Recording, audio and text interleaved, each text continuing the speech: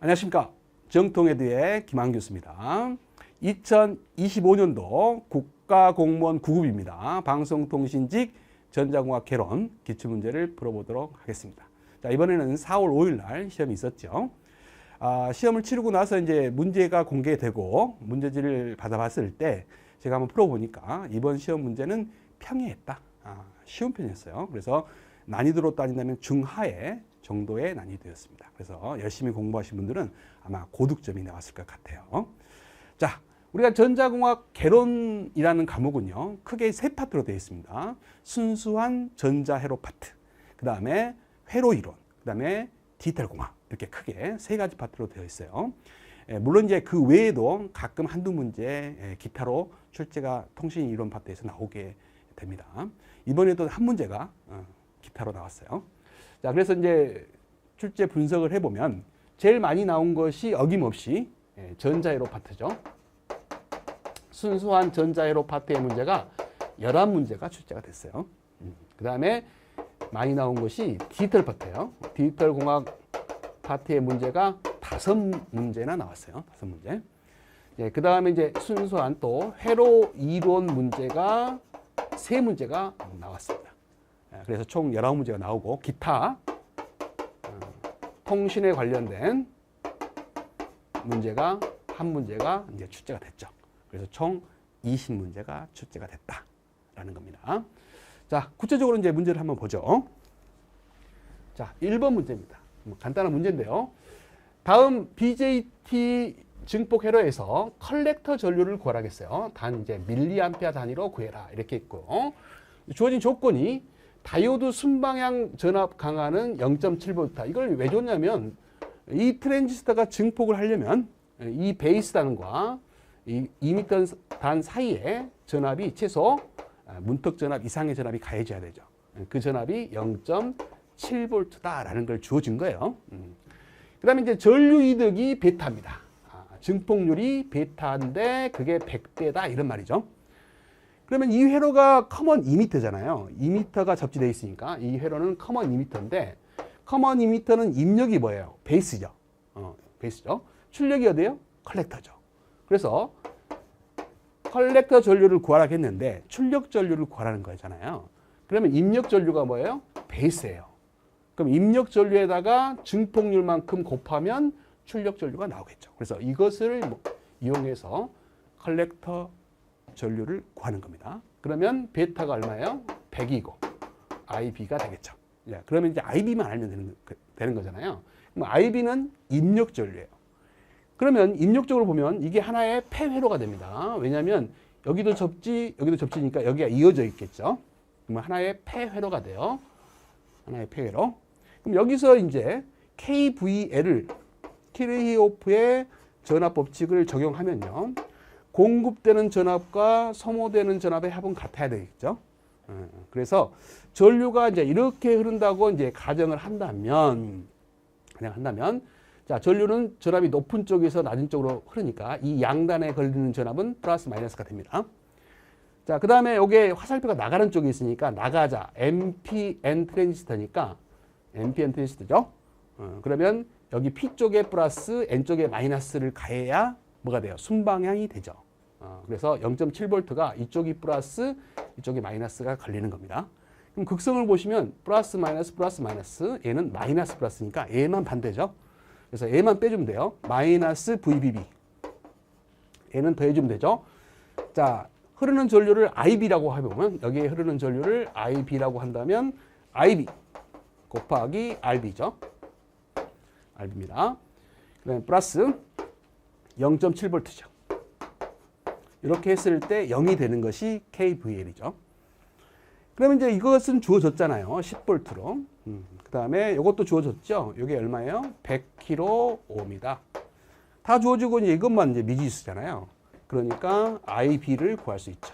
IB는 자 100kΩ 분의 이걸 이제 더하면 마이너스 9.3이니까 넘어가면 9.3V가 되죠. 그럼 이걸 계산하면 93 마이크로 암페어가 돼요. 마이크로는 10의 마이너스 3승이 됩니다. 10의 3승이요. 계산을 해보시면 키로가 분자로 가면 미리가 되죠. 10의 마이너스 3승 미리가 되죠. 100분의 1인데 여기다가 또 하나 올라가면 하나 이쪽으로 올라가는 게 아니라 뒤로 올라가면 1000분의 1이 돼서 10의 마이너스 6승이 돼요. 그래서 93 마이크로 암페어가 됩니다. 계산을 해보시기 바랍니다. 그러면 입력 전류가 나왔고, 그죠? 그다음 거기다가 베타만 곱하면 출력 전류를 구할 수 있잖아요.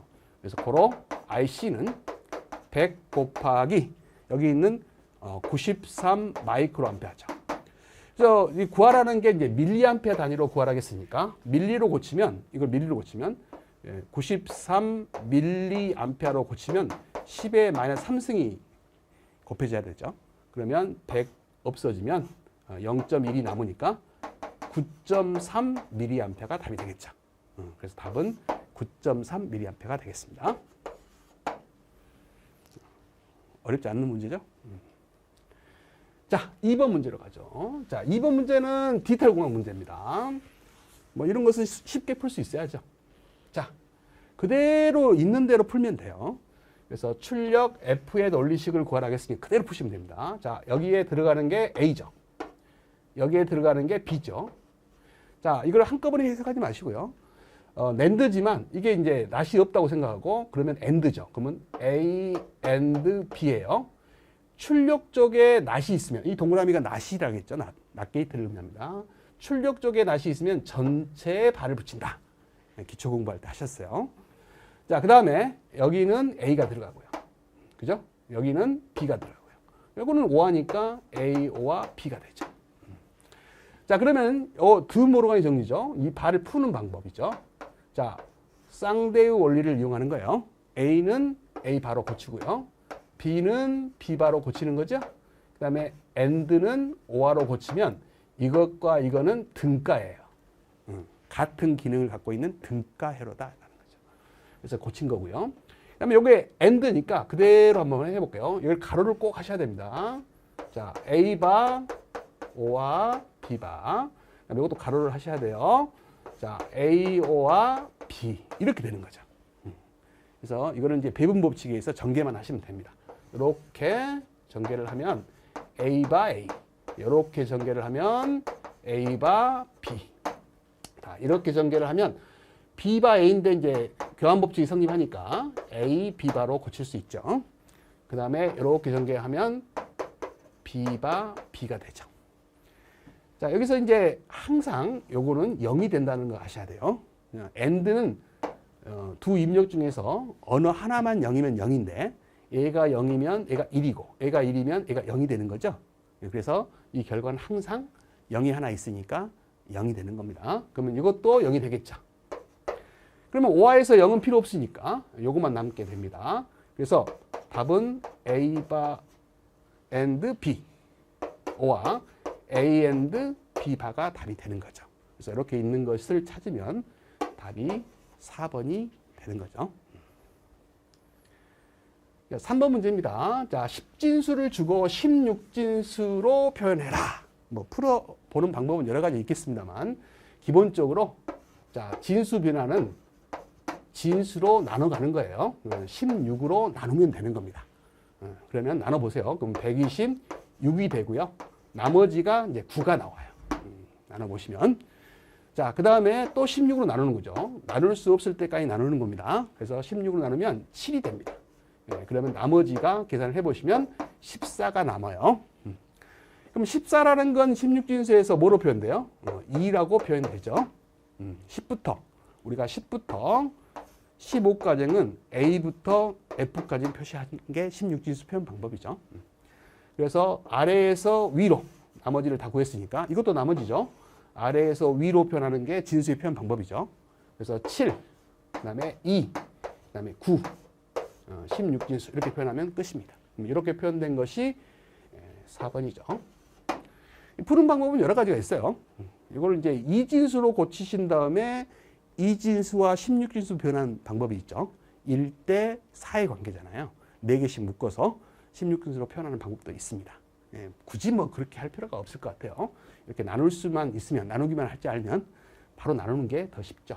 그래서 답은 4번이 되겠다. 4번 문제로 갑니다.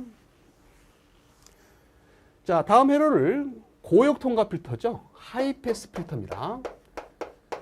구성하기 위한 소자 Z1과 Z2. 이게 보기를 보면 R하고 C하고 L이 있어요. 수동 필터를 말하죠. 그래서 여러분들 필터 공부는 잘 하셔야 돼요. 제가 기본적으로 필터는 모양을 외워라 그랬어요. 자, 이거는 C하고 R로 되어 있죠. 이쪽이 입력이고 이쪽이 출력이에요.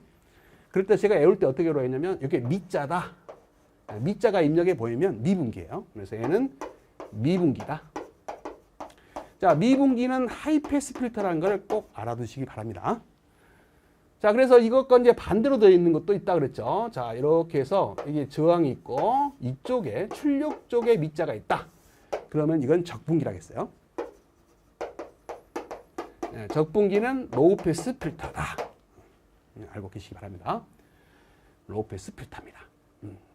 그럼 L을 이용하면 L은 캐패시터하고 반대를 하겠습니다. C하고 반대를 하겠어요. 그래서 L은 자 여기에 저항이 있고 이쪽에 출력 쪽에 L이 있을 때 이게 미분기예요. 미분기는 하이패스 필터다. 자, 반대로 이제 L이 입력 쪽이 있어 버리잖아요. 이렇게 L이 입력 쪽이 있잖아요. 그러면 이거는 적분기입니다. 로우 패스 필터다 이런 말이죠. 그래서 여기서 이런 걸 이제 기본적으로 알고 있다면 하이패스 필터를 물어봤잖아요. 그러면 하이패스 필터는 이쪽에서 고르셔야죠. 맨 앞에 C가 있고 여기에 R이 오든지, 그죠? 그러면 R이 오고 L이 오든지 해야 되죠. 그 중에 찾아보면 C하고 R이 있죠. C하고 R이 있는 게 미분기이면서 하이패스 필터가 되는 겁니다. 이제 이거는 원칙적으로는 어떻게 구해야 되냐면 전달함수를 구하는 거예요. 전달함수를 이용하는 게 풀이가 정확한 거죠. 근데 이제 시험 볼 때는 언제 전달함수를 구해서 이제 이렇게 평가를 하냐 이 말이죠. 그래서 이렇게 공부하시는 게 좋고요. 만약에 이제 기초 공부를 하시는 분들은 해설에 나와 있는 것처럼 전달함수를 구하는 거예요. 전달함수는 쉽게 구하는 방법이 입력 임피던스 분의 출력에서 봤을 때의 임피던스로 구하는 거죠. 그래서 전달함수는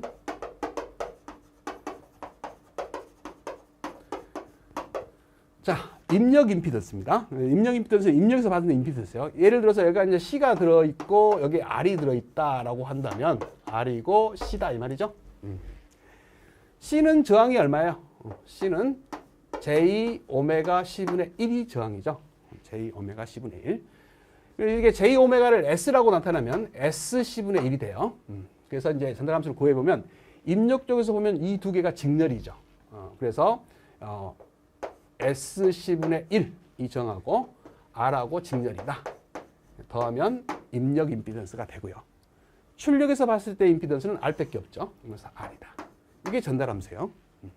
정리를 좀 해보면 자 SC분의 1 플러스 SCR이 되죠. 그 다음에 R. 통분한 거예요.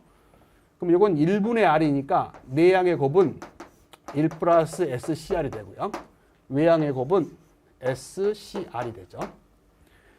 분자 분모를 SCR로 나눠볼게요. 그러면 여기 1이 되고요. SCR분의 1 플러스 1이 되죠. 이게 전달함수예요. 전달함수란 게 뭐냐면 여기다가 입력을 곱하면 출력이 나오는 거죠.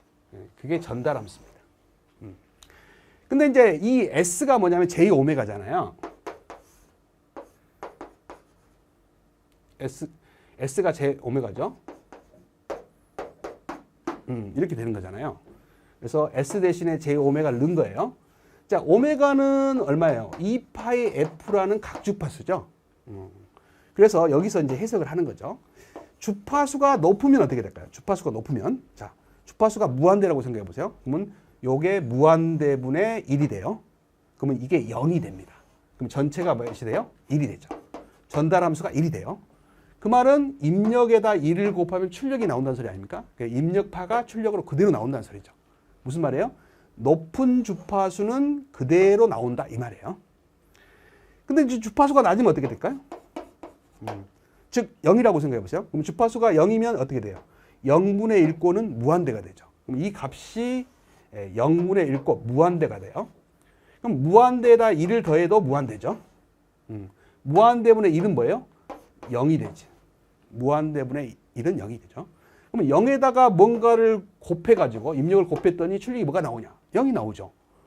그래서 여기는 출력이 0이 나오는 거예요. 그 말은 무슨 말이에요? 입력 신호가 들어가더라도 출력은 0이 나온다.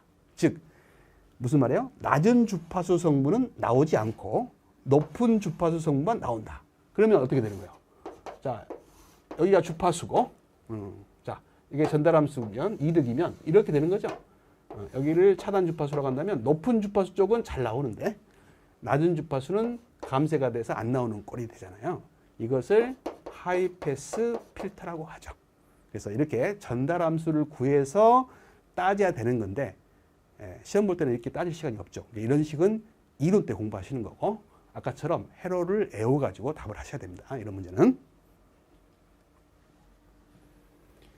자, 5번 문제로 갑니다.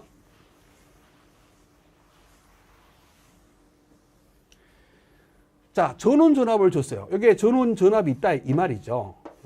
그 다음에 캐패시터가 하나 있대요. C가 있다. 이런 말입니다. 자, 이 전원 전압은 크기가 10V고요. 시료값이죠. 그 다음에 위상이 20도다. 이런 말이죠.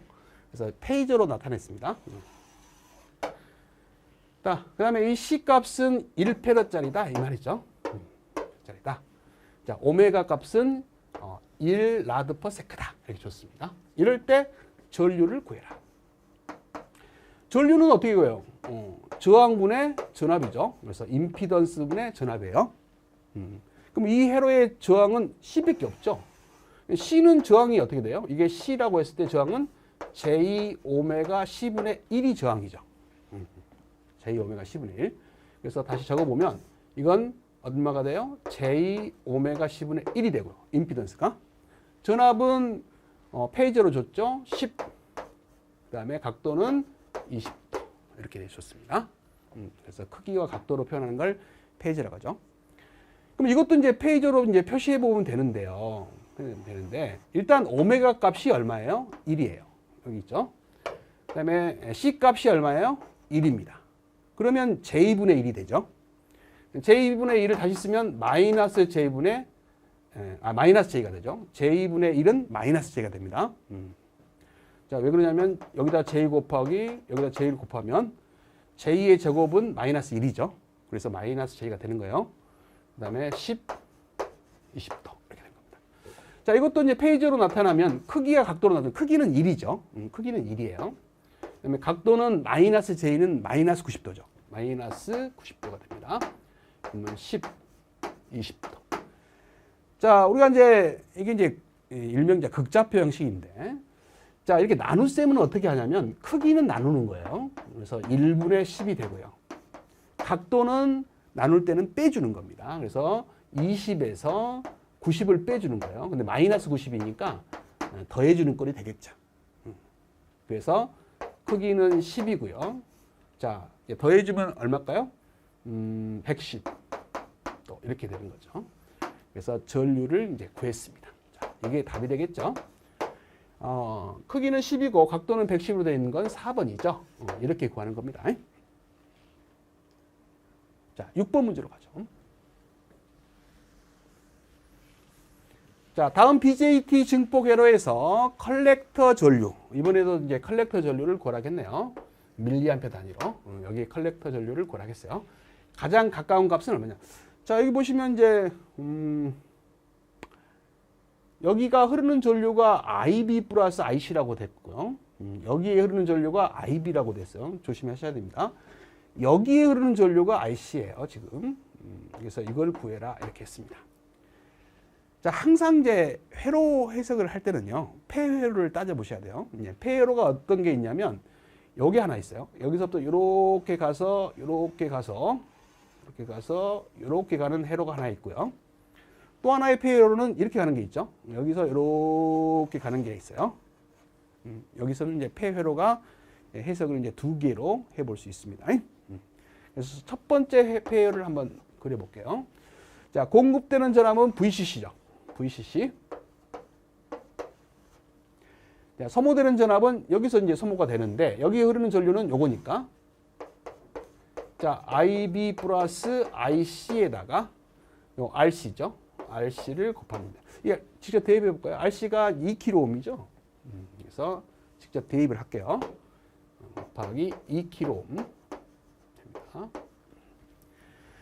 자, 그 다음에 이쪽으로 가면 IB에다가 자 플러스 IB. 자, RB인데 RB도 바로 대입해 버릴게요. 100kΩ입니다. 옴이죠. 그 다음에 여기 사이가 이제 뭐 얼마가 돼요? 자, 이게 여기가 베이스고 여기가 2m니까 이 사이에 있는 전압이 0.7V죠. 여기에 주어졌죠. 0.7V로. 그래서 0.7V. 이제 이게 하나의 식이 됩니다. 하나의 폐회로 식이 돼요. 자, 그 다음에 이제 여기에 베타가 주어졌으니까 기본적으로 이거는 커먼 이미터 아닙니까? 입력이 베이스고 출력이 컬렉터다 이 말이죠. 그러면 기본적으로 출력 전류는 입력 전류에다가 전류 증폭률 베타를 곱하면 나오죠. 그래서 이 베타가 주어졌으니까 100이잖아요. IB로 구할 수 있습니다. 그러니까 IC는 자, 이렇게 구할 수 있다. 100배의 IB다. 여기서 구하라는 게 IC이기 때문에 이 IB를 IC로 다 고치면 돼요. 그러면 IB는 100분의 IC가 되죠. 그래서 요걸 가지고 이 식에다 대입하면 됩니다. 자, 그러면 한번 해볼까요? 자, IB 요거 대신에 자, 요거 대신에 100분의 IC입니다. 100분의 IC 대입하고요. 자, 요거 IB 대신에 100분의 IC로 이렇게 대입하면 된다 이런 말이에요.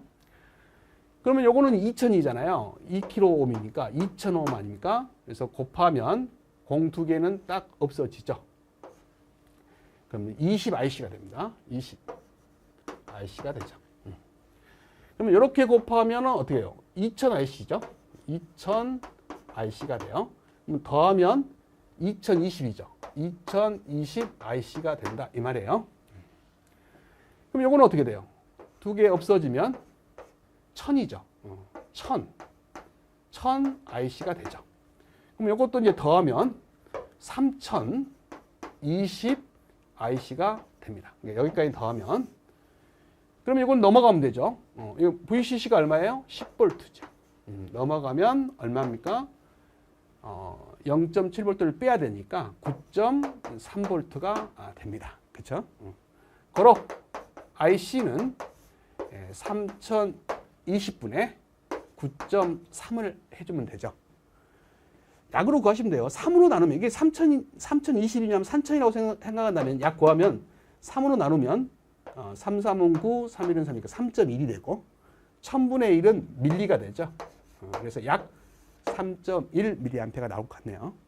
그래서 이 결과의 값은 3.1 정도 나와요. 답은 2번이 되겠습니다. 이렇게 구하는 겁니다. 그래서 이런 증폭기 문제가 나오면 항상 폐회로 해석을 하실 수 있어야 돼요.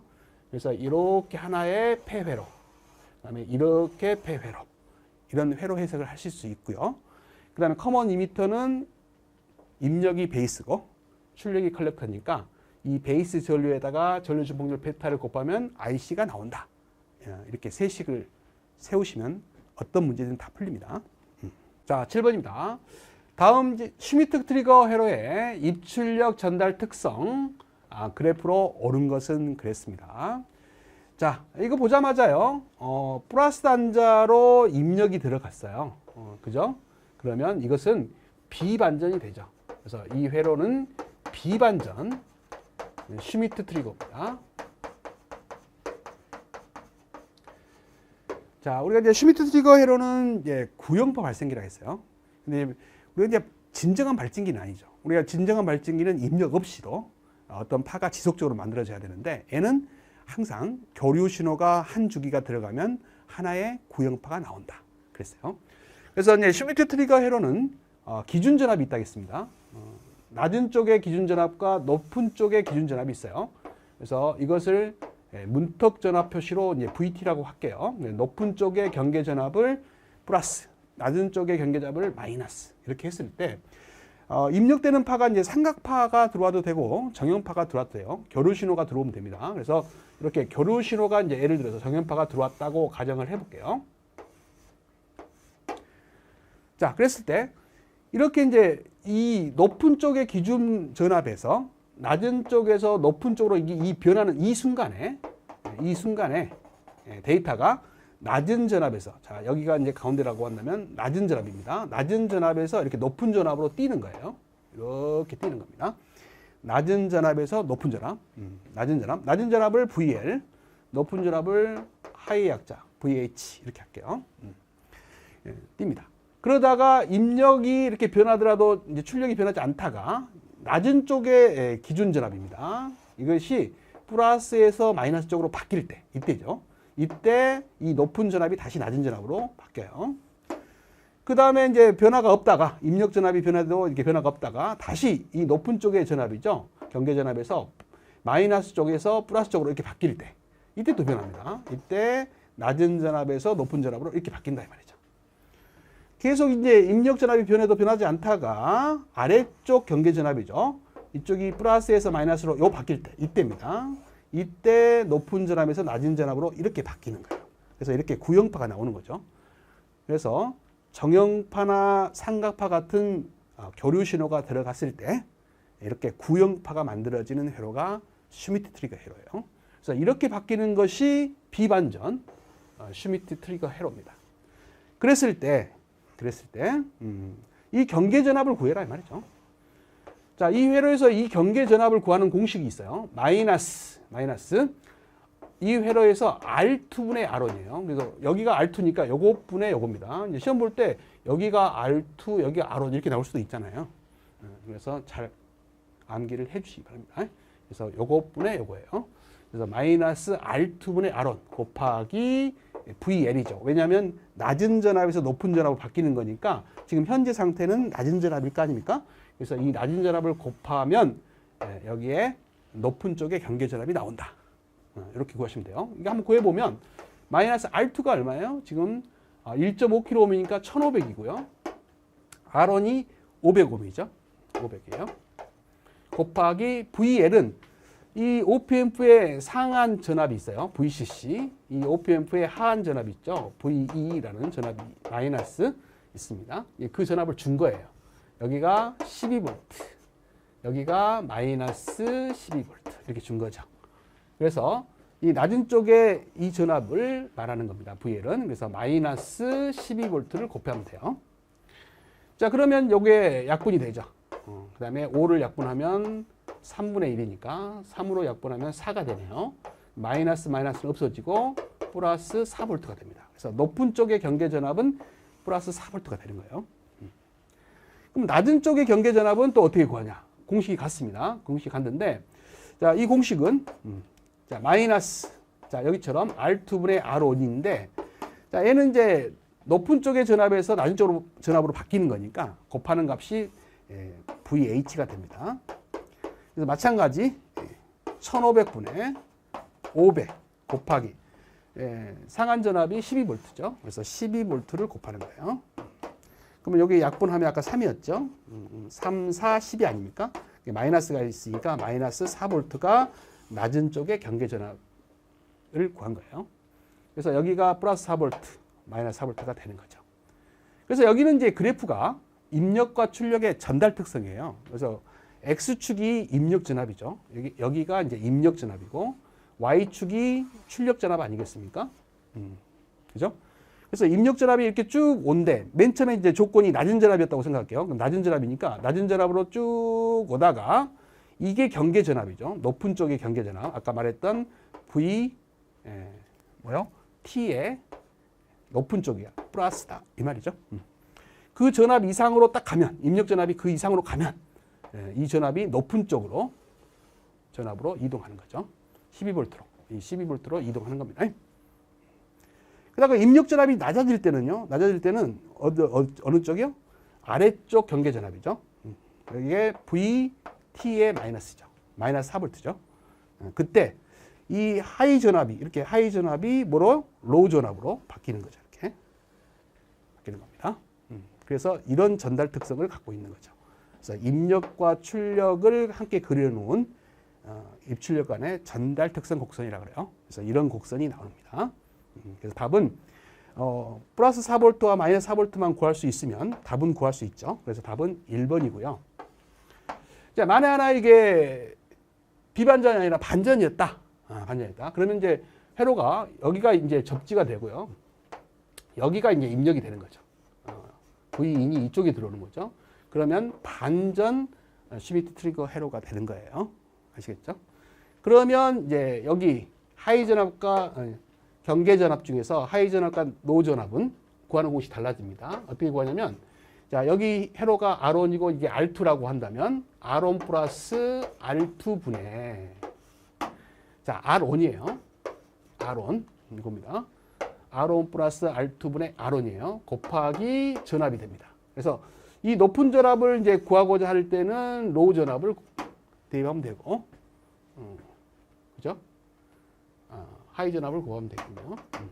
그 다음에 R1 플러스 R2분의 R1 해가지고, 낮은 쪽에 경계 전압을 구할 때는 로우 전압을 곱하면 되겠죠.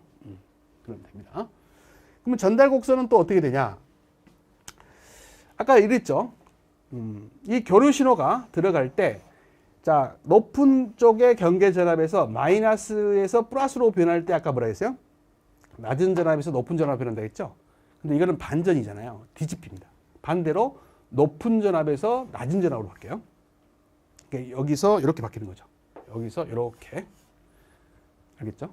그럼 가다가 또 여기에서 보면 낮은 전압에서, 낮은 경계 전압에서 플러스에서 마이너스 바뀔 때 아까는 높은 전압에서 낮은 전압으로 바뀌었는데 이제는 낮은 전압에서 높은 전압으로 바뀌는 거죠.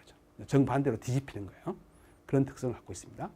그래서 이거를 이제 그림으로 그린다면 이것의 정반대예요. 자, 보세요. 자, 아까는 여기 높은 쪽의 경계 전압에서 그래서 낮은 전압에서 높은 전압으로 바뀌었는데 이렇게 낮은 전압, 높은 전압 반대로 높은 전압에서 이렇게 낮은 전압으로 바뀌게 되죠. 이렇게 이런 곡선이 되죠. 그다음에 낮은 경계 전압에서 아까는 어떻게 됐어요? 이렇게 해서 높은 쪽의 전압에서 낮은 전압으로 이렇게 바뀌었잖아요. 근데 이제는 낮은 쪽의 전압이죠. 이 낮은 쪽의 전압에서 높은 쪽의 전압으로 이렇게 바뀌죠. 그래서 이제 곡선이 이런 곡선이 나오는 거예요. 자, 여기 나와 있는 것처럼 이런 곡선이 나오는 거죠. 약간 틀리죠? 그래서 구분을 하셔야 됩니다. 그래서 슈미트 트리거 회로는 반전이 있고 비반전 회로가 있다. 그 중에 비반전 회로가 이번에 출제가 된 겁니다. 그래서 경계 전압 구하는 공식만 알면 풀 수 있는 문제였어요. 자, 8번 문제입니다. 다음 전파 정류 회로에 대한 설명으로 옳은 것은 그랬어요. 단상 전파 정류 회로죠. 자, 입력파가 이렇게 주어졌습니다. 그럴 때 이제 여기가 진폭이고, 자, 이 T 앞에 있는 요 120파이라는 것이 오메가 성분이죠. 각 주파수죠. 그래서 2파이 F라는 성분을 갖고 있으니까 요게 이제 120파이라는 소리잖아요. 그러면 주파수를 구할 수 있죠. 그러면 파이 약분돼서 이 약분하면 60이 됩니다. 그럼 이 입력파의 주파수는 60Hz다라는 거죠. 자, 이랬을 때 다음을 구해봐라. 회로를 보자마자 다이오드가 지금 4개가 연결되어 있잖아요. 그럼 브릿지 정류 회로죠. 그 브릿지 정류 회로의 특징을 외우고 계시면 금방 풀리는 문제예요. 자, 일단 입력 주파수가 60Hz면 이 출력 주파수는 전파는 반파 정류 회로일 때 단상 반파는 F0 그대로 나오죠. 60Hz. 전파는 2배라겠어요. 그래서 60Hz가 아니라 얼마? 120Hz가 되죠. 그 다음에 이제 전파 정류 회로에서 평균값 구하는 공식은 이 진폭 Vm에다가 파이분의 2를 곱해야죠. 파이분의 2를 곱하면 되는 거죠. 그 다음에 시료값은 이 진폭에다가 루트 2로 나누면 되죠. 만약에 반파였다면 2로 나누면 고, 반파였다면 파이분의 2를 곱하면 되죠. 평균값은. 이런 거 외우셔야 됩니다. 그래서 반파 정류 회로일 때 시료값과 평균값 구하는 공식, 전파 정류 회로일 때 시료값과 평균값 구하는 공식은 꼭 외우셔야겠어요. 그 다음에 다이오드에 인가되는 역방향, 이걸 PIV라고 하죠. 피크 인버스 볼테지. 다이오드가 역방향으로 최대로 견딜 수 있는 전압. 그래서 최대 역내 전압이라고 합니다. 그래서 PIV는 VM이죠. 브릿지는 VM. 중간 탭이 있는 전파 정류회로는 2배의 VM. 그렇죠. 그래서 2배가 빠져야 됩니다. 그래서 다 틀리고 이제 몇 번 맞았어요? 3번 맞았죠. 자, 9번 문제로 가죠. 자, 이 회로는 딱 보자마자 회로를 아셔야 돼요. 이쪽이 입력이잖아요. 입력 쪽에서 딱 봤을 때 저항이 나오고 콘덴서가 나오면 아까 말씀드렸죠. 요 미자가 입력 쪽에 있으면 미분기예요. 출력 쪽에 있으면 적분기죠. 얘는 적분기예요. 적분기는 로우 패스 필터라는 걸 꼭 외우셔야 됩니다. 그래서 얘는 로우 패스 필터인데 하나만 있는 게 아니라 몇 개가 있는 거예요? 두 개가 있는 거죠. 요것과 요거, 요것과 요거 두 개가 있는 거죠. 그래서 이거는 2차 로우 패스 필터입니다. 2차. 그래서 이런 형태의 필터는 외우셔야 돼요. 그래서 이걸 특별하게 셀렌키 2차 저역 통과 필터다 이렇게 부릅니다. 셀렌키라 그래요. 셀렌키 2차 저역 통과 필터다 이렇게 말합니다. 그래서 이 필터의 차단 주파수 구하는 공식은 외워버리세요. 2파이 RC분의 1이다 라는 거 외워버리시기 바랍니다. 그래서 이런 모양을 딱 외워서 이게 이제 뭐예요? 로우 패스 필터가 두 개가 있는 거잖아요. 그래서 2차라고 합니다. 하나가 있으면 1차, 두 개가 있으면 2차라고 그래요. 그러면 로우 패스 필터라는 건 뭐예요? 자, 이게 주파수가 있으면 낮은 주파수는 통과하고 이렇게 높은 주파수는 여기가 이제 차단 주파수다 이 말이죠. 이 주파수를 경계를 해서 그보다 큰 주파수는 이제 감쇄가 심해가지고 사라지는 거죠. 이 감쇄되는 정도가요. 1차 필터보다 2차 필터가 훨씬 빨리 감쇄가 돼요. 그래서 이게 마이너스 40dB, 디케이드라고 하죠. 디케이드라고 합니다. 이 디케이드라는 것은 주파수가 10배 증가할 때 40dB가 감쇄한다는 뜻이에요. 만약 1차였다면 이게 20이에요. 20 dB per decade가 됩니다. 디케이드가 된다 이 말이죠. 그래서 1차 필터보다 2차 필터가 훨씬 차단 특성이 좋다 이런 뜻이에요. 이런 것도 이제 참고로 알고 계시면 됩니다. 그랬을 때 이 차단 주파수를 구하라는 거예요. 이 차단 주파수는 얼마예요? 자, 2 곱하기 파이 곱하기 R이 얼마입니까? R. 자, R 값이 다 1kΩ이잖아요. 그러면 1 곱하기 10의 3승이죠. C는 얼마예요? 2 마이크로페럿이잖아요. 그러면 2 곱하기 10의 마이너스 6승이죠. 분의 1 이렇게 하는 거죠. 자, 그러면 2하고 2를 곱하면 4고요. 그러면 파이가 있으니까 4파이가 되고요. 10의 3승하고 10의 마이너스 6승이면 10의 마이너스 3승이니까 이게 분자로 가면 1000이 되겠죠. 그래서 4파이분의 1000인데 4로 나누면 4, 2, 8, 4, 5, 20입니다. 250이 되겠죠. 그래서 파이분의 250 헤르츠가 답이 되겠네요. 그래서 파이분의 250 헤르츠. 답은 1번이 되겠습니다. 그래서 다음부터는 이제 이런 회로가 나오면 이것은 셀렌키 2차 저역 통과 필터다.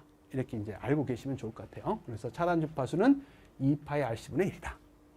이걸 알고 계시는 분들은 이제 푸는 거고 이걸 몰랐던 분들은 못 푸는 문제가 되겠습니다. 자, 10번 문제로 가죠. 자, 기한 발진기입니다. 기한 발진기요. 자, 발진기예요. 발진기는 전기안을 사용하죠. 설명으로 옳은 것은 그랬어요. 자, 발진시키는데 외부 입력 신호가 없이 우리가 일정한 파가 나오는 것이 이제 발진기의 진정한 정의죠. 맞습니다. 그래서 외부 입력 신호는 필요치 않다라는 겁니다. 발진을 시작하기 위해서는 발진을 이제 처음 시작할 때는 루프 이득이 1보다는 커야죠. 1보다는 커야 돼요. 루프 이득이. 그 다음에 이제 지속적인 이제 발진이 일어날 때는 1이야죠. 그래서 이 발진을 시작할 때의 1이 아니라 이것을 발진을 이제 일정하게 유지하기 위할 때는 1이 돼야죠. 시작할 때 1이 아니고 시작할 때는 1보다 커야 됩니다. 그 다음에 발진을 유지하기 위해서는 루프 이득이 1보다 커야 된다. 이게 바로 발진이 시작할 때죠. 발진을 시작할 때는 1보다 커야 돼요.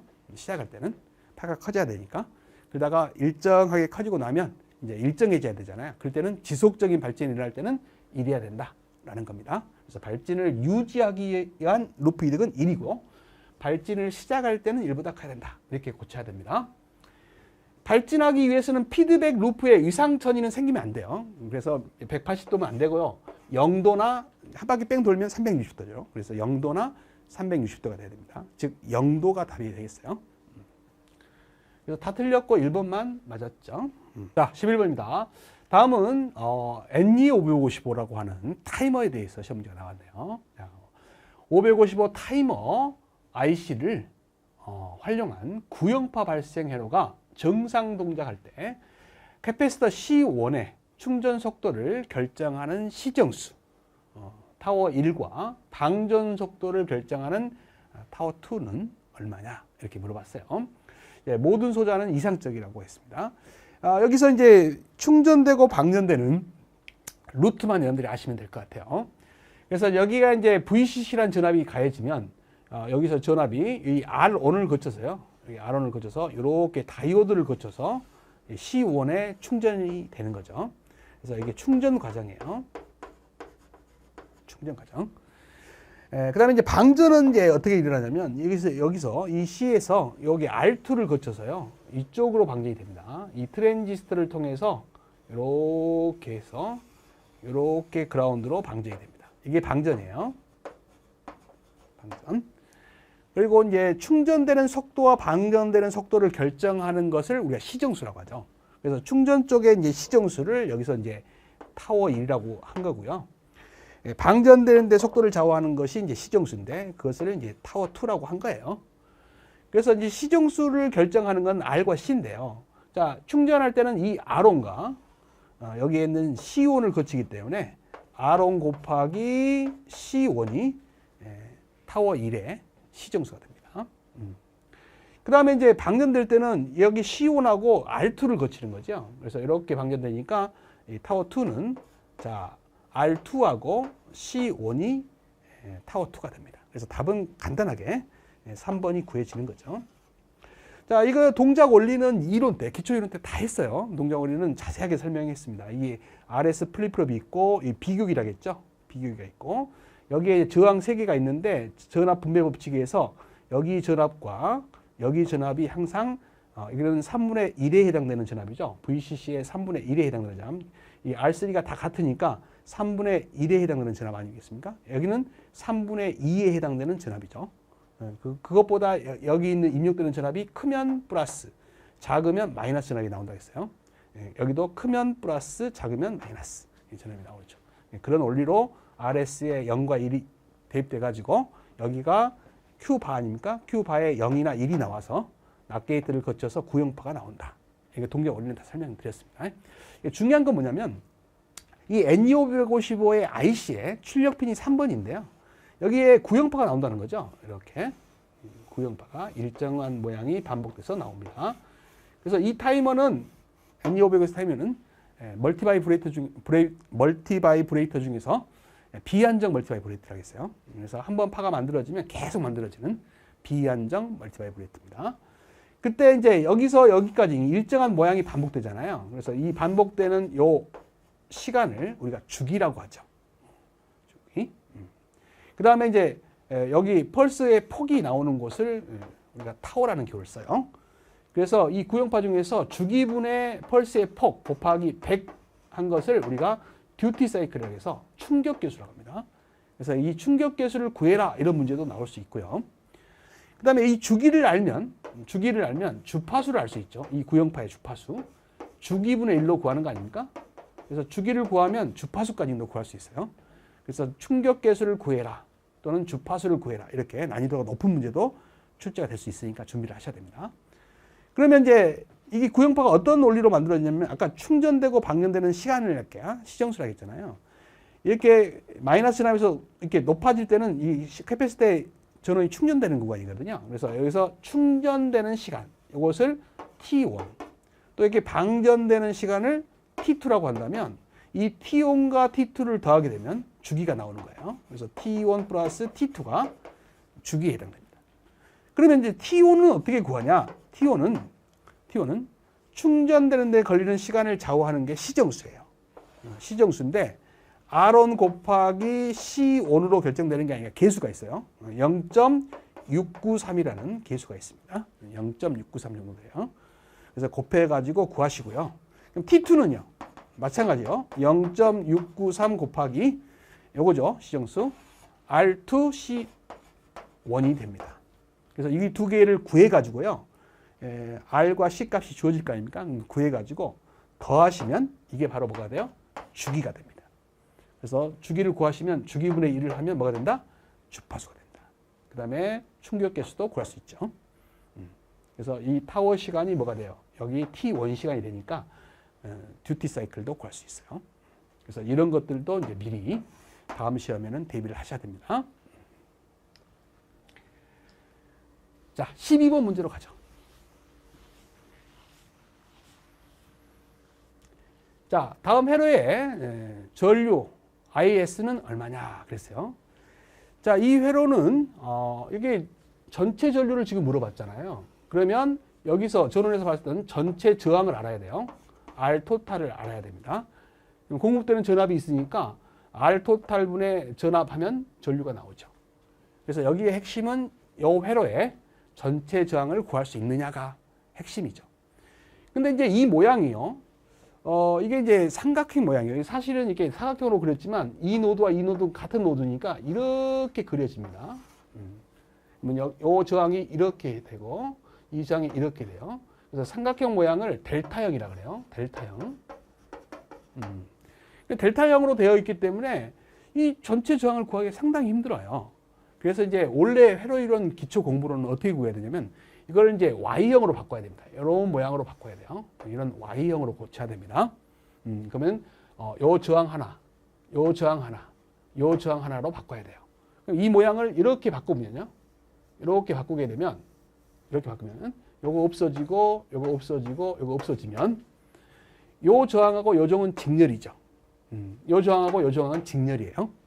그리고 요 저항의 직렬을 더하게 되면 하나의 저항으로 바뀌니까 그것과 이거는 병렬이 됩니다. 병렬 계산하시고 그 다음에 요것과 직렬이니까 더하면 전체 저항을 구할 수 있죠. 근데 이렇게 한번 구해보세요. 저도 구해봤더니 되게 어려워요.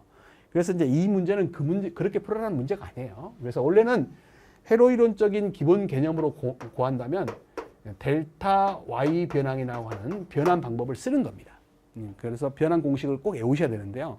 그걸 써야 되는데 이거는 이제 특별한 회로죠. 어떤 회로냐면 저항이요. 보세요. 이 대각선 저항 보세요. 요놈하고 요놈 저항, 그 다음에 요놈 저항하고 요놈 저항을 대각선 저항을 보세요. 이렇게 곱해보세요. 그럼 4, 3, 10이죠. 이렇게 곱해보세요. 2, 6, 10이에요. 양쪽 대각선으로 곱했을 때 저항이 같죠. 곱하면. 그러면 평행 조건이에요. 평행 조건. 그래서 이건 다리 모양이라 해서 브릿지형이라고 하는데 균형 브릿지라고 부르는 겁니다. 이렇게 이제 균형이 되면 대각선의 저항이 곱이 같으면 이 점과 이 점의 전이가 같아요. 전이차가 같게 된다라는 거죠.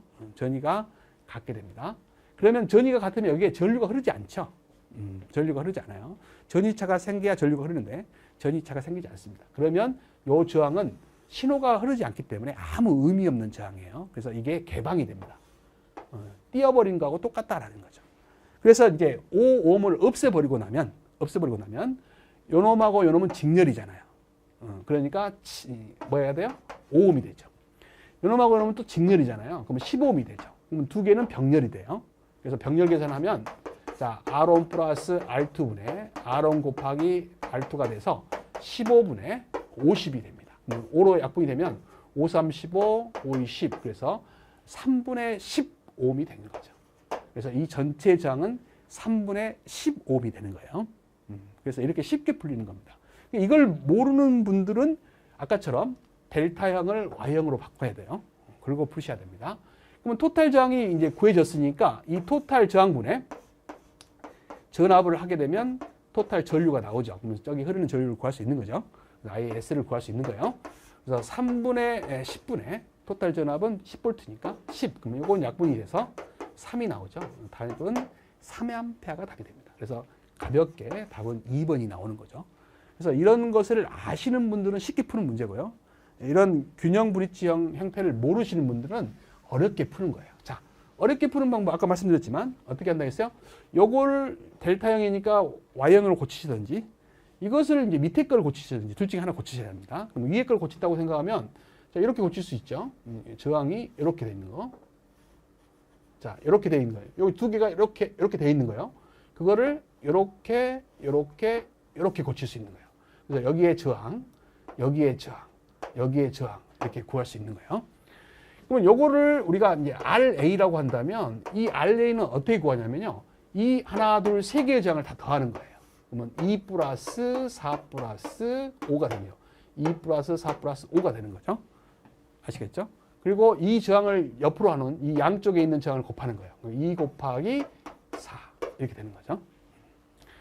그러면 이건 얼마가 돼요? 이게 6이고 이니까 11분의 8옴이 되는 거죠. 그 다음에 이 저항은 어떻게 구하는 거예요? 똑같이 2 플러스 4 플러스 5 한 다음에 이 양쪽의 저항을 곱하는 거죠. 그러면 5하고 2니까 5이 10이 되는 거죠. 그래서 구하시는 거고요. 근데 이 저항은 어떻게 구하는 거예요? 이 저항은? 자, 2 플러스 4 플러스 5 한다는 말이죠. 그래서 이 양쪽에 있는 저항 4하고 5를 곱하면 돼요. 그럼 요것도 이제 11분의 10이 되고요.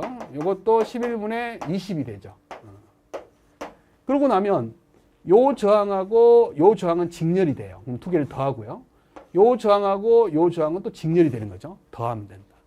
그러면 이 두 개를 더한 거하고 요 두 개를 더한 것이 병렬이에요. 병렬 계산하면 하나의 저항을 바꿀 수 있죠. 그러면 그 저항하고 이 저항은 직렬이니까 더하면 토탈 저항이 나오는 거예요. 저는 직접 구해봤는데 되게 숫자가 딱 떨어지지 않아가지고 복잡하게 나오지만 결과적으로 토탈 값은 얼마가 나온다? 3분의 15옴이 나오더라 이 말이에요. 해보시기 바랍니다. 그래서 이제 그렇게 어렵게 구하는 방법이 있고 이 원리를 아시면 이 균형 브릿지 회로라는 이 브릿지형을 아시면 쉽게 구하는 거예요. 다시 한번 이렇게 대각선에 있는 저항과 여기에 있는 대각선에 있는 저항을 곱했을 때 같단 말이에요. 그러면 요 전위와 요 전위는 같다고 보시면 됩니다. 같다고 보시면 돼요. 그래서 대칭돼 있잖아요. 대칭돼 있습니다. 쉽게 말하면 요거하고 요거 관계나 2대 3이죠. 요거와 요 관계가 2대 3이잖아요. 4대 6이니까 2대 3 아닙니까? 이렇게 비율이 같으면 이쪽 전위와 이쪽 전위가 같은 거예요. 아시겠죠? 이쪽 전위와 이쪽 전위가 같게 됩니다.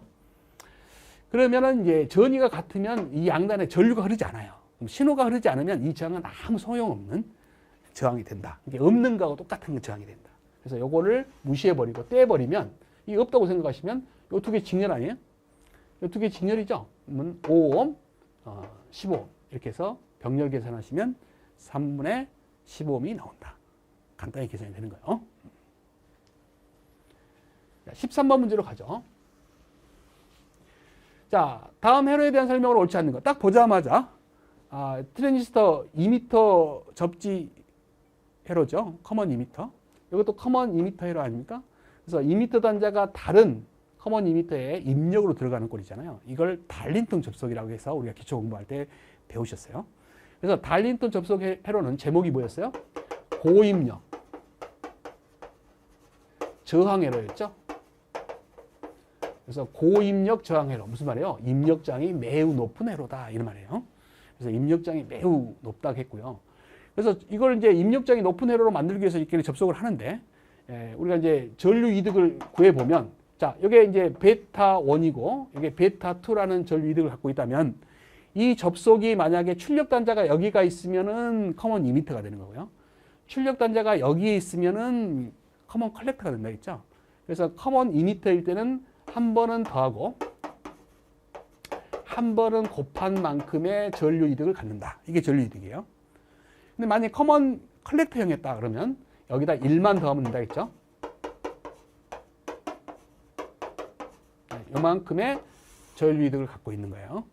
그래서 여기가 출력 단자가 있으면 커먼 컬렉터가 되고 여기에 출력 단자가 이렇게 있으면 뭐가 돼요? 커먼 2m가 되는 거예요. 하여튼 간에 이거든 전류 이득이 굉장히 크죠. 이게 100배고 이게 100배면 최소한 이거 곱하면 1000배잖아요. 1000배 이상의 전류 이득이 생기는 거죠. 그래서 전류 이득이 매우 높다라는 것이고, 그 다음에 이제 여기 이제 특징 중에 전압 이득이요. 전압 이득은 1보다 작아요. 미만입니다. 1보다 작은 쪽에 가깝다라는 거죠. 1보다 작다는 거. 작은 쪽에서 가깝다라는 거. 특징을 아시기 바랍니다. 전압 이득은 거의 1보다 작다. 작다. 알아두시기 바랍니다. 그 다음에 이제 이 달린턴 접속 아까는 고입력 저항 회로인데 입력 저항은 큰데 출력 저항은 작아요. 그래서 출력 저항은 낮다는 거. 그래서 입력 저항은 높고 출력 저항은 낮다. 이렇게 알아두시고 전류 이득도 높다. 전압 이득은 거의 1에 가깝다. 근데 1보다 약간 낮은 쪽에서 가깝다. 이렇게 외우시면 되겠습니다. 그럼 옳지 않은 것은 그랬네요. 전류 이득이 매우 크다. 맞잖아요. 그럼 전압 이득이 매우 크다. 전압이득이 매우 크지 않지요. 1보다 약간 낮은 쪽에서 1에 가깝다 그랬어요. 그래서 높은 입력 임피던스, 그 다음에 낮은 출력 임피던스를 갖고 있고요. 달린 또 접속 회로다라는 거 아시면 되는 거죠. 쉽게 풀 수 있는 문제였습니다. 답은 2번이 되겠네요. 14번으로 가죠. 바이폴라 정션 트랜지스터와 전개효과 트랜지스터의 특징을 비교한 문제. 이거는 우리 교재의 표로 굉장히 중요하다고 별표 3개 하고 외워라 그랬죠. 일단 이제 BJT하고 자, FET 특징 중에 이 B가 바이폴라 정션 트랜지스터가 아니라 바이가 두 개란 뜻이죠. 폴러가 극이란 뜻이에요. 왜 그런 말을 쓰냐면 우리가 전류 흐름을 좌우하는 캐리어, 운반자가 전공이 있죠. 그다음에 전자가 있잖아요. 전공은 플러스 극성을 띠고 전자는 마이너스 극성을 띠고 있어요. 그래서 A가 다수 캐리어면 A가 소수 캐리어가 되고요. A가 다수 캐리어면 A가 소수 캐리어가 됩니다. 하여튼 다수 캐리어와 소수 캐리어가 동시에 반대로 움직여서 전체 전류를 좌우한다. 그래서 이게 캐리어가 극성이 두 개다 해서 이걸 쌍극성 소자다 이렇게 합니다. 다른 말로 이제 양극성이라고도 하죠.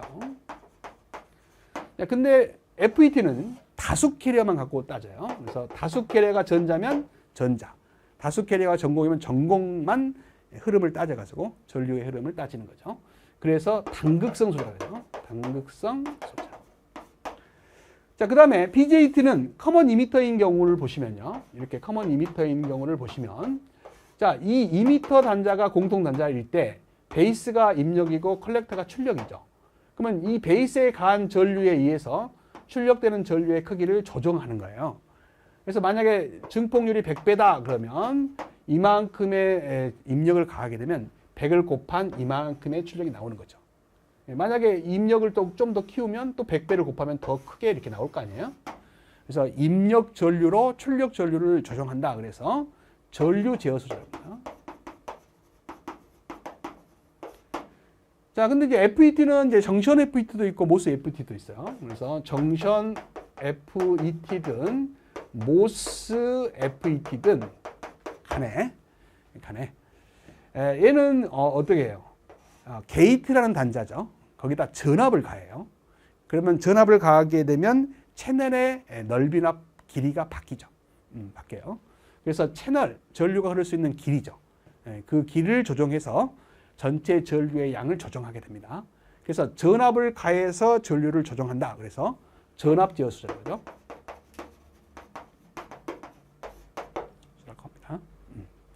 그래서 이 두 가지는 별표 3개짜리고요. 나머지 특징들은 이제 구분하셔야 되는데 이 둘 다 용도가 같다겠죠. 증폭기로도 쓰이고 스위치용으로도 쓰이고 그다음에 컨트롤, 제어용으로도 쓰이고 뭔가 부족한 걸 채워주는 보정용으로도 쓰인다. 등등 여러 가지 용도로 같이 쓰이는데 특징이 좀 다르다겠죠. 속도는 얘가 빠르다겠어요. 그래서 속도가 빠르다. 그래서 이거는 좀 느립니다. 요즘은 이제 기술이 발달해서 모스 FET 특징 하나만 따진다면 속도가 빠르다고 그래요. 그러나 이제 BJT하고 비교하면 얘도 빠르지만 느리죠. 그래서 얘가 속도가 좀 더 빠르고 얘가 좀 느리다라는 거 아시기 바랍니다.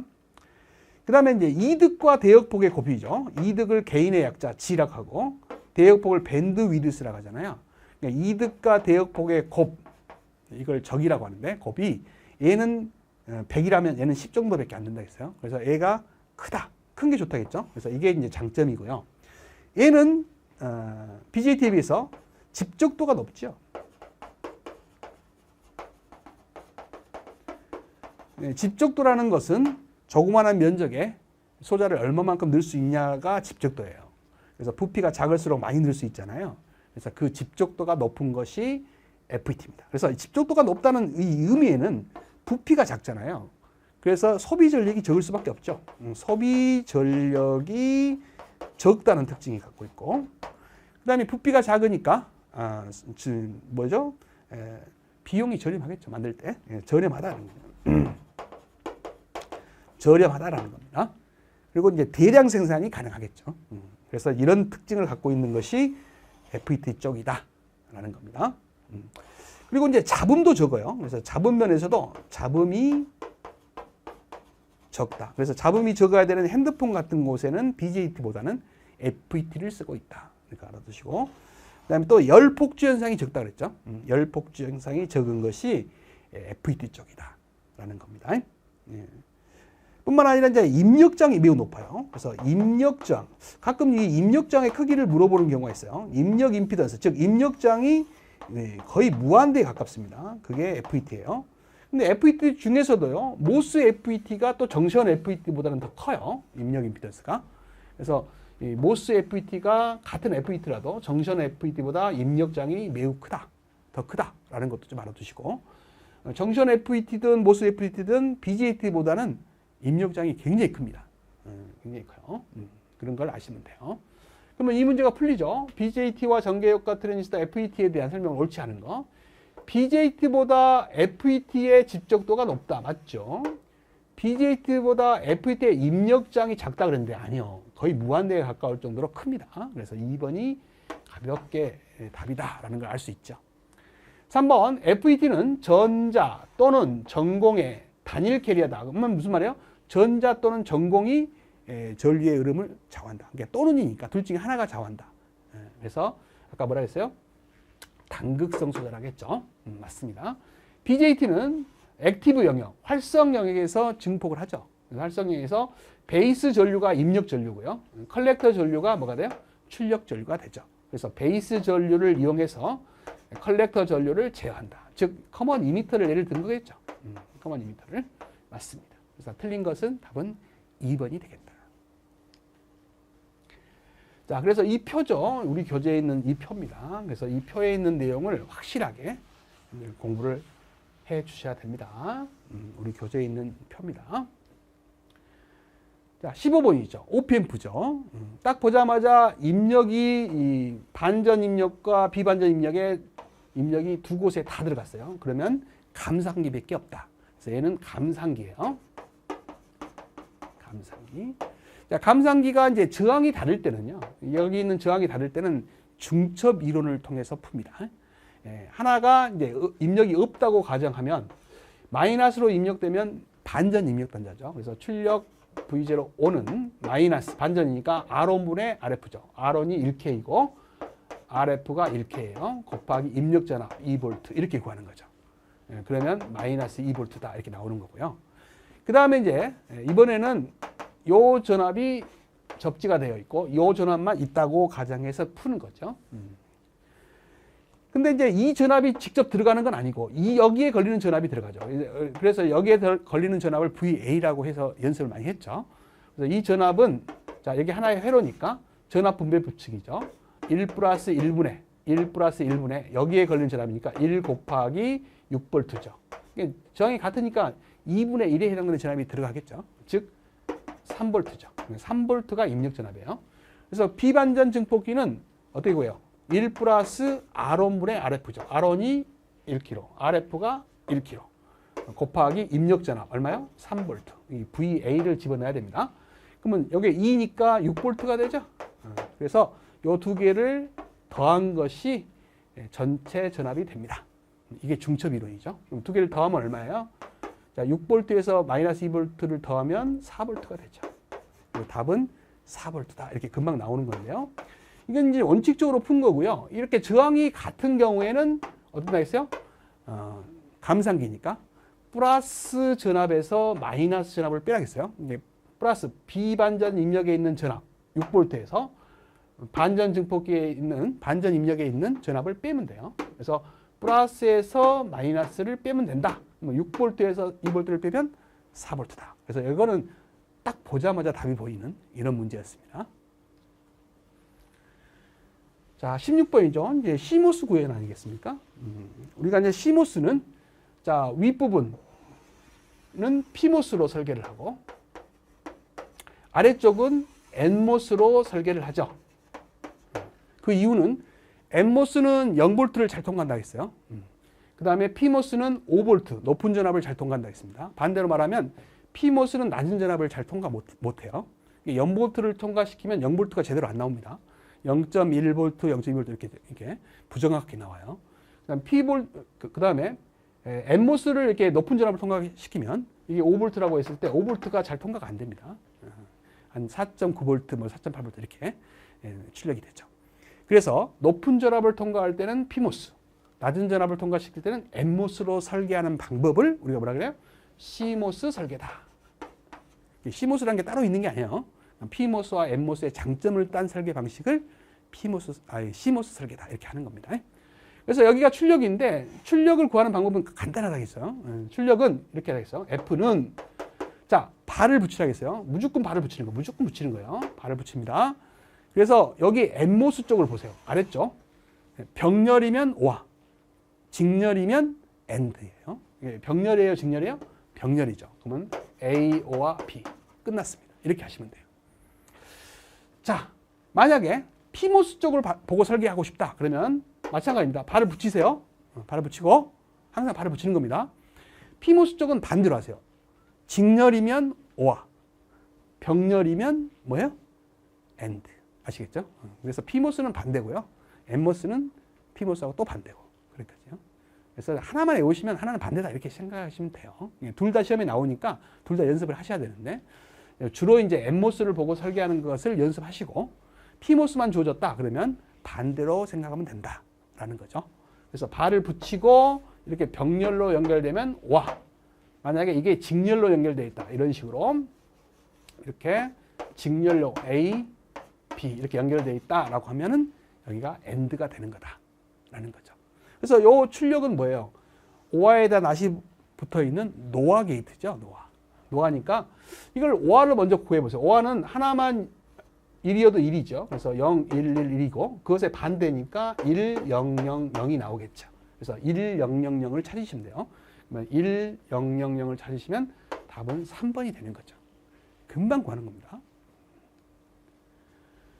자, 17번으로 갑니다. 이게 이제 기타 문제죠. 유무선 데이터 통신에 대한 설명으로 옳지 않은 것은 그랬어요. 자, 1번 네트워크 토폴로지죠. 토폴로지 형태는 뭐 한 5가지가 있죠. 자, 여기 나와 있는 버스, 링형 말고도 별성자를 따서 성형도 있고요. 그 다음에 이제 그물 모양이라고 해서 그물형도 있어요. 그물형도 있습니다. 그물형. 메시형이라고 하죠. 메시형도 있습니다. 그 다음에 이제 루프형도 있죠. 루프라는 루프형도 있어요. 그래서 이렇게, 루프형이 링형이네요. 이걸 루프형을 링형이라고도 하거든요. 빠진 게 뭐가 있을까요? 버스형, 링형, 성형, 그물형. 뭐가 하나가 빠졌네요. 뭐가 빠졌을까? 성형, 그물형, 루프형, 버스형. 기억이 잘 안 나네. 트리형도 있어요. 트리형. 나무형이라고 하죠. 트리형. 트리형도 있습니다. 자, 하여튼 간에 이런 토폴로지 형태가 있다. 맞습니다. 이거 뭐 2개만 했다고 틀린 거 아니에요. 맞았어요. 자, 그 다음에 이제 회선 교환 방식에는 데이터그램과 가상회선이 있다고 그랬는데, 자, 우리가 이제 교환 방식에는 크게 이제 회선 교환 방식이 있죠. 회선 교환 방식이 있고요. 그 다음에 축적 교환 방식이 있어요. 축적 교환 방식이 있습니다. 이 축적 교환 방식에는요, 자, 보내는 단위에 따라서 메시지 교환이 있고요. 교환 방식이 있고요. 그 다음에 이제 패킷 교환 방식이 있죠. 교환 방식이 있습니다. 자, 이 패킷 교환 방식 중에 이제 가상회선이 있죠. 가상회선 교환 방식이 있고요. 데이터그램 방식이 있죠. 데이터그램 방식이 있습니다. 그래서 가상회선 방식과 데이터그램 방식으로 나뉘는 것은 패킷 교환 방식이라고 해야죠. 틀렸죠? 그래서 답은 2번이 틀렸고요. 자, 그 다음 이제 시스템들 간에 데이터 교환 방식에는 회선 교환도 있고 패킷 교환 방식이 있다. 맞습니다. 그 다음에 네트워크 토폴로지란 네트워크 상의 노드 위치나 노드 간의 케이블 연결들을 물리적인 배치를 의미하죠. 맞습니다. 답은 2번이 틀렸네요. 간단한 문제가 나왔네요. 자, 18번으로 갑니다. 자, 이것도 이제 디테일 문제인데 따지면 굉장히 쉬워요. 근데 좀 기초 공부가 안 되신 분들은 따지다가 귀찮아가지고 포기하시는 분도 있을 것 같은데 어려운 문제는 아니죠. 자, 4비트 시프트 레지스트죠. 뭔가 이동하는 거죠. 자리 이동. 4비트. 회로로 입력 신호 클락. 이 클락이 움직였다. 여기 클락 아닙니까? 클락. 그다음에 인풋이 인가될 때. 이거 인풋 아니에요? T4에서 T5. T4가 여기죠. 여기서 이 사이를 말합니다. T5 사이에서 Q0, Q1, Q2, Q3는 어떻게 출력이 될 것이냐 이 말이죠. 처음 초기 값은 다 0이래요. 0이었다. 그러면 이제 이거 여기다가 하나씩 쓰세요. 처음 초기 값. 초기는 얘도 0이고, 얘도 0이고, 얘도 0이고, 얘도 0이다. 자, 이런 말이죠. 그러면 T1이 됐을 때, 자, T1입니다. 자, 요거죠. 여기 보세요. 여기가 T1이에요. 그때 여기 클락이 올라가죠. 이렇게 클락이 이렇게 변화할 때 데이터 변화가 일어나는데 인풋이 몇이에요? 1이죠, 1. 인풋이 1이잖아요. 여기 인풋이 몇이 입력된다? 1이 입력된다. 그러면 데이터 변화가 일어나는데 D는요. D 플립플롭은 1이면 1 나오고 0이면 0 나오는 거예요. 그래서 1이니까 이제 여기 T1일 때 뭐로 바뀌어요? 0이 1로 바뀌죠. 나머지는 요거에 나가는 순간 1이 1 나가는 거지. 그 전에 0이 입력되고 있으니까 여기 초기값이 0이었잖아요. 다른 건 0이니까 0 그대로 가는 거죠. 그래서 요것만 1로 바뀌는 거예요. 그리고 나머지는 0으로 있는 거죠. 그 다음에 T2 시간이 되면 T2입니다. 이 T2 시간이 여기잖아요. 여기 T2 시간에 요것도 1이죠. 그럼 여기는 1이 이제 T2 시간에 입력돼요. 그럼 당연히 여기 Q 재료는 1이 나가겠죠. 1이 입력됐으니까. 그러면 여기는 뭐가 나갈 거냐 이 말이죠. 그러니까 1이 그 전에 나가고 있잖아요. 여기 나가고 있잖아요. 그럼 그 다음 클락일 때는 1이 입력되니까 얘도 1로 바뀌어야죠. 나머지는 0이 출력되고 있었으니까 그대로 0이 나가면 돼요. 이렇게. T1 시간에. 그럼 T2 시간은 여기죠. T2 시간에. T3는 여기죠. T3. T3 시간에 클락이 올라가잖아요. 그때는 0이잖아요. 0. 입력이 0이에요. 그러면 얘는 1이 아니라 이제 0이니까 출력이 뭐가 나와요? 0이 나가야죠. 얘는 0 나가야죠. 0 나가야 됩니다. T3 시간에. 지금 T3예요. 0 나가야 돼요. 그 다음에 이제 그 다음 출력은 요것이 1이 나가고 있으니까 얘는 1 나가야죠. 그러니까 요 전에 것이 이렇게 나간다 생각하시면 돼요. 그러면 그 전에 이제 얘도 1이었으니까 얘도 1 나가야죠. 그 전에 0이었으니까 0 나가야죠. 이렇게. 그 전에 출력이 그 다음 출력이 된다. 이렇게 생각하시면 됩니다. 자, 이제는 이제 T4요. T4 시간입니다. 이제 마지막인데 T4가 바뀌었을 때 1이잖아요. 1이잖아요. 그럼 여기가 이제 0이 아니라 1이죠. 그럼 1이 입력되면 1이 출력되겠죠. 그래서 첫 번째는 1이 출력됩니다. 두 번째는 아까 0이 출력되고 있었으니까 0이 나가고요. 1이 출력되었으니까 1이 나가겠죠. 1이 출력되니까 1이 나가겠죠. 그래서 T4일 때는 10, 11이 나가야 돼요. 그래서 10, 11을 찾으시면 답이 3번이 되는 거죠. 그래서 물어보는 게 T4에서 T5 사이를 물어보고 있는 거예요. 여기서 T4에서 T5 사이. 만약에 T5였다 그러면 어떻게 될까요? T5는 0이잖아요. 그러면 여기에 0이 입력되겠죠. 그러면 T5는 어떻게 돼요? 이게 0이니까 0 나갈 거고요. 그 다음에 이것이 이쪽으로 1 나가고 0 나가고 1 나가겠죠. 그래서 01, 01이 나가겠죠.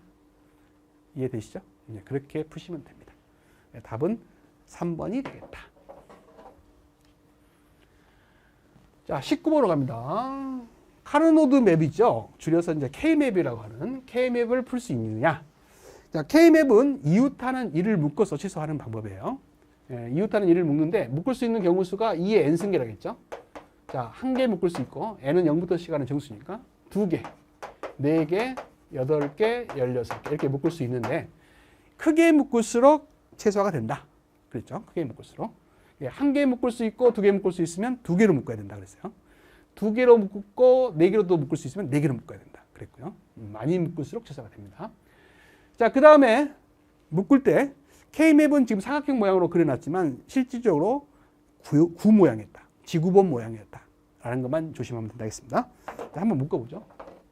자, 이웃하는 1을 묶는데 잘 보시면 여기 1이 4개가 있어요. 그 다음에 이쪽에 1이 4개가 있죠. 그러면 이렇게 해가지고 요 8개를 한꺼번에 묶을 수 있어요. 왜? 구였기 때문에 이쪽 변하고 이쪽 변은 붙어 있는 거예요. 그래서 8개를 묶을 수 있고요. 나머지 1을 묶으면 되는데 요 2개가 있고 요거 하나가 있는데 요 2개는 자 6개는 묶는 방법이 없죠. 6개는 없잖아요. 4개를 묶을 수 있어요. 그래서 이렇게 4개를 묶으면 돼요. 이렇게 4개. 그러면 이제 이거 하나만 남았잖아요.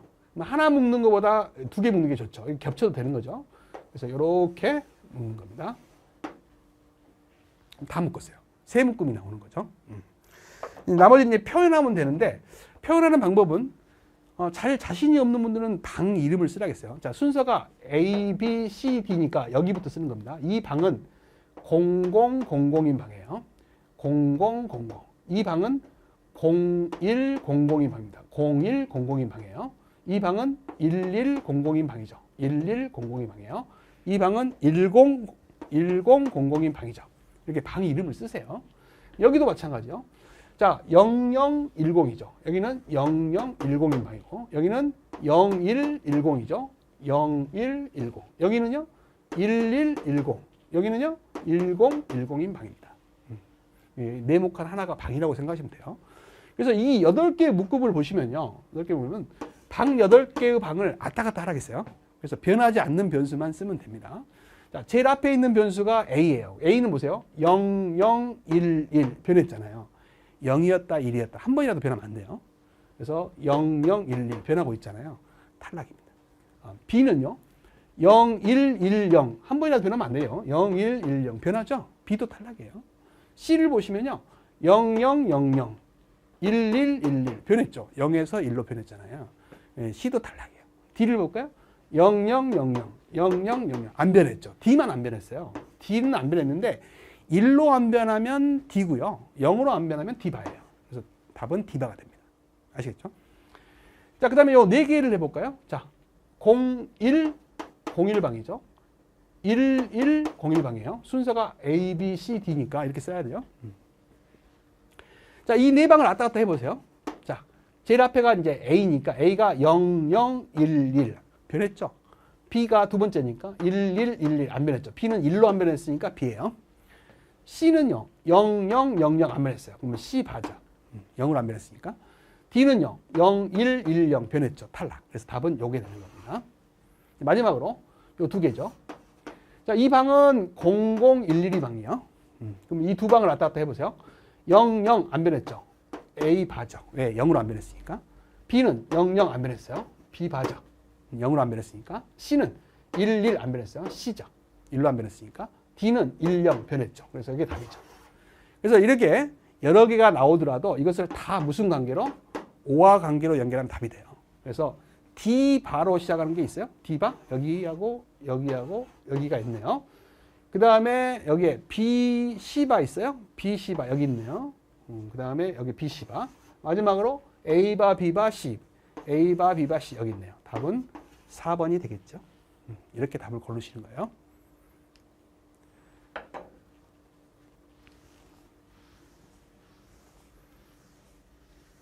자, 20번 문제로 갑니다. 역방향 항복 연형에서 동작하도록 설계되어, 제가 다이오드, 특수 다이오드를 배우실 때요. 역방향을 이용하냐, 순방향을 이용하냐 꼭 외우시라겠죠. 그 중에 이제 역방향을 이용한다는 거. 그리고 이제 설계되어 양단의 전압 일정하다. 한번 역방향으로 온이 되면 그 양단의, 다이오드 양단의 전압은 일정하다. 그래서 정전압 회로의 기준 전압으로는 쓴다. 뭐예요? 제너 다이오드죠. 답은 2번이 되겠습니다. 자, 이렇게 해서 20문제를 전부 풀어봤습니다. 고생 많으셨습니다.